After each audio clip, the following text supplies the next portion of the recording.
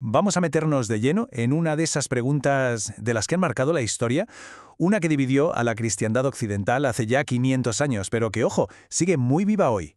¿Quién tiene la autoridad final para interpretar la Biblia? A ver, vamos a darle una vuelta a esta idea. ¿Qué pasaría si el libro más influyente de la historia de Occidente viniera sin manual de instrucciones? Imaginen, tenemos un texto que ha levantado civilizaciones enteras, pero ¿cómo podemos estar seguros de que lo estamos leyendo bien? ¿Dónde está la clave para entenderlo de verdad? Y que nadie piense que esto es una simple pregunta académica, ¿eh? Nada de eso. La búsqueda de una respuesta provocó la Reforma Protestante. Redefinió por completo lo que significaba la autoridad, la fe, incluso la identidad de Europa. Fue un auténtico terremoto, y sus réplicas, créanme, todavía las sentimos hoy. Muy bien, pues vamos a entrar en materia. El punto de partida de todo esto es el gran desafío. ¿Cómo nos enfrentamos a un texto que se escribió hace miles de años, en culturas que no tienen nada que ver con la nuestra? Y aquí entra una palabra clave, que puede sonar un poco técnica, pero es fundamental: hermenéutica. No nos asustemos, ¿eh? Es sencillamente el arte de interpretar. Las reglas del juego, por así decirlo. ¿Qué métodos seguimos para desentrañar el significado real de un texto? Porque es que aquí, en esta pregunta, está la raíz de todo este debate. Perfecto. Ahora viajemos en el tiempo. Nos vamos directos al siglo XVI.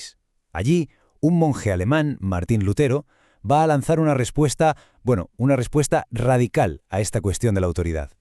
Una idea que fue, literalmente, la chispa que prendió la mecha. Y aquí se ve clarísimo el antes y el después. La ruptura fue total. Pensemos que hasta ese momento la autoridad era como una mesa que se apoyaba en dos pilares. La Biblia, sí, pero también la tradición de la Iglesia, que era quien la interpretaba. ¿Y qué hace Lutero? Pues llega y ¡zas!, quita uno de esos pilares. Afirma que la única y máxima autoridad es la Escritura, y solo la Escritura. El objetivo de Lutero con esto era, para la época, tremendamente revolucionario. Lo que quería era básicamente eliminar intermediarios, que no hubiera nadie entre el creyente y la palabra de Dios. Su idea era que la Biblia tenía que estar al alcance de cualquiera y que su mensaje era lo suficientemente claro como para no necesitar que una gran institución dijera lo que significaba. Claro, como has de imaginar, una idea tan rompedora nos iba a quedar sin respuesta. La Iglesia Católica, por supuesto, reaccionó. En concilios muy importantes como el de Trento, o mucho después el Vaticano II, construyó una contrapropuesta muy sólida para defender el papel, para ellos esencial, de la tradición. Y la visión católica lo plantea de una manera muy distinta. Para ellos, la escritura y la tradición no son dos cosas separadas, y mucho menos enfrentadas. Es más bien como dos arroyos que fluyen de la misma fuente, del mismo manantial, la revelación divina. Así que no son rivales, sino que se complementan, van de la mano. El argumento de fondo, entonces, es este. La Biblia no apareció de la nada, no cayó del cielo. Los libros que la forman se escribieron, se eligieron y se cuidaron dentro de una comunidad viva, la de la Iglesia primitiva. Así que, según esta visión, separar el libro de esa comunidad es como intentar entender una foto de familia antigua sin tener ni idea de quién es esa gente. Le falta todo el contexto. Damos un salto ahora hasta el siglo XX. ¿Por qué?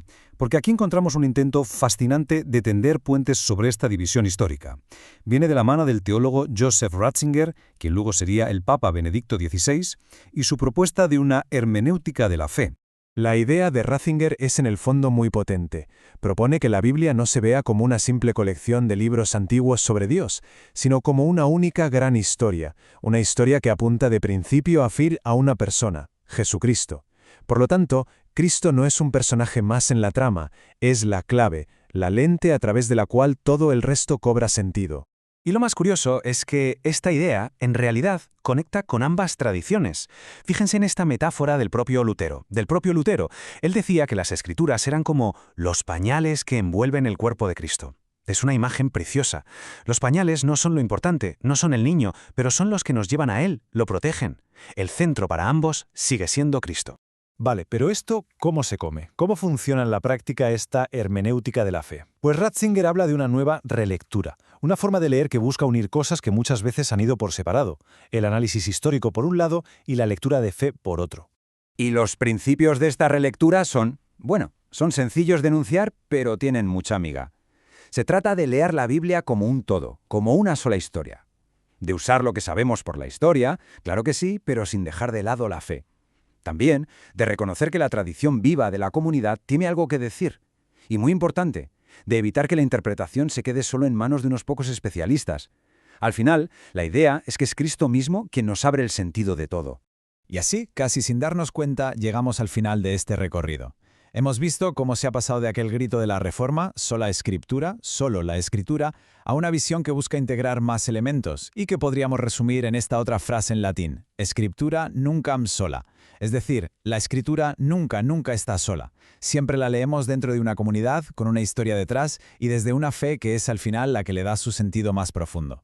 Y esto nos deja con una pregunta final, una que va mucho más allá de la teología. Pensemos, por ejemplo, en el derecho y en cómo se interpreta una constitución, o en la literatura, con los grandes clásicos. La pregunta es la misma. ¿Cómo encontramos el equilibrio entre ser fieles al texto original y al mismo tiempo aprovechar toda la riqueza, toda la sabiduría que se ha acumulado durante siglos de debate e interpretación? Es, en definitiva, una pregunta clave sobre cómo el pasado sigue dialogando con nuestro presente.